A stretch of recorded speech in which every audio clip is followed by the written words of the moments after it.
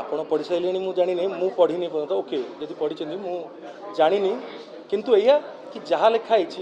किसी मिछ लिखाई न जहाँटा जरूरी जनवा लोकों पाखे निश्चित भाव से पचारि मुझे जनईथी and I have no hand in that कि कौटा काटा कौटा रखा मोर कौन इनवॉल्वमेंट ना आगे मुझे जी जानी विषय में ऑनेस्टली एतिक वर्ष भितर जड़े मध्यप्रदेश गोटे छोट टाउन रू आसी झील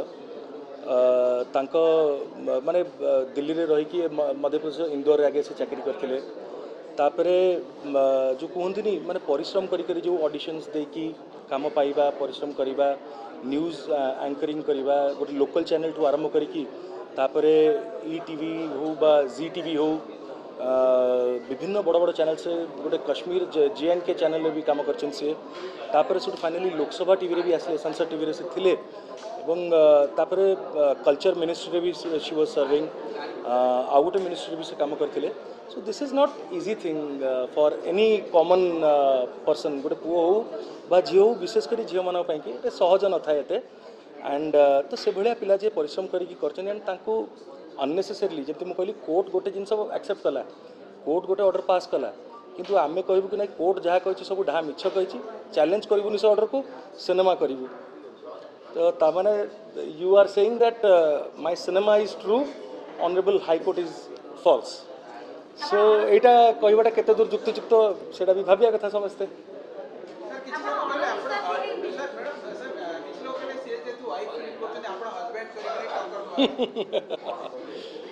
मुझे उच्च चिंताधारा रखिनी बहुत उच्च कोटीर चिंताधारा तांकर मोर एते उच्च चिंताधारा नाही बट हाँ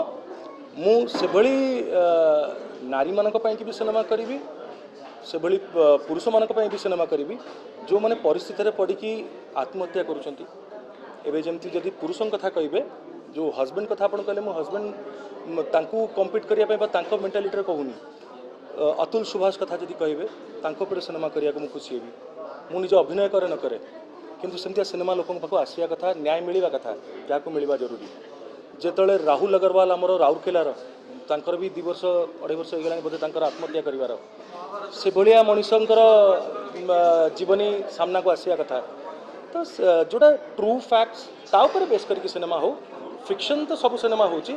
बट फिक्शन करके तमे ताको कहबो कि from real story based on true facts that's a kind of joke towards entertainment industry and literature आज्ञा मु हरई नी इट वाज गुरु भी मुझे it was people of that constituency honourable constituency